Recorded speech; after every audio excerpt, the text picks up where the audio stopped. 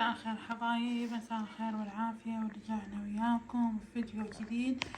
واليوم معزومة على الفطور، وحبيت اسوي هاي الكيكة الباردة الطيبة السهلة السريعة واخذها وياي. هنا أنا طحنت كيك عندي، كيك مانشا عادي، طحنته وخليت بالبايركس تحت. وهنا أنا خليت ظرف كريم كراميل وعلبة قشطة وحليب مكثف وشوية حليب عادي، وخلطته ونسكافيه وخلطته كل زين. وهسه راح اسوي البسكت الطبقة الثانية. انا خليت هذا الظرف 3 في 1 النسكافيه ويا الحليب، وراح اغمس بالبسكت ونصفطه هنا ونخلي عليه الخليط.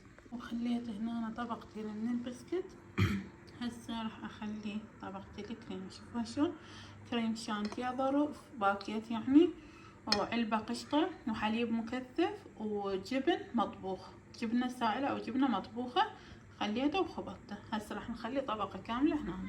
وهسه ورا طبقتين البسكت خليت طبقة كاملة من الخليط مالتنا. وهسه راح اخلي طبقة ثانية من البسكت، وخليت طبقة كاملة، طبقة وخليت فوقها هم اقل طبقة من البسكت. وهسه راح ادير باقي الخليط عليها ونكمل الخطوة اللي بعدها. عشان طبقات صار. هسه ورا ما كملت الطبقة اللي قبل الأخيرة راح أضيف النوتيلا، طبقة من النوتيلا راح أخليه، ووراها نكمل آخر طبقة. خليت النوتيلا، شوفوا شلون طبقة، هذا البايركس كبير ما يبين، شوفوا هذا طبقات. هسه شنو هنا نفس الطاسة مالتي ما غيرتها، لأن بيها نوتيلا بيها كريمة أريدها. شنو راح أخليه فوق البسكت اللي كسرته؟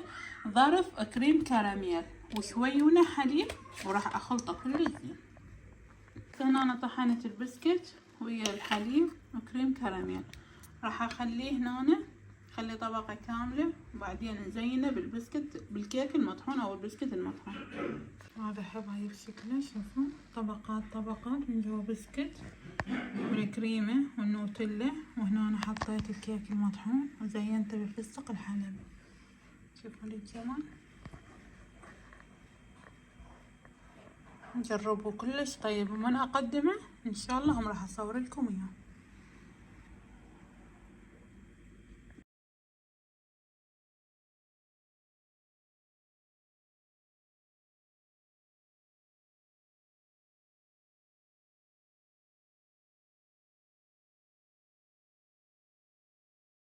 وهنا أنا عجينة كيلوين طحين، شوفوا شلون اختمر صار ما شاء الله. تعالوا نبلش نشنق نخبزه وناخذه ويانا ويا الطبق الحلو، خبز حار طيب ويا الفطور.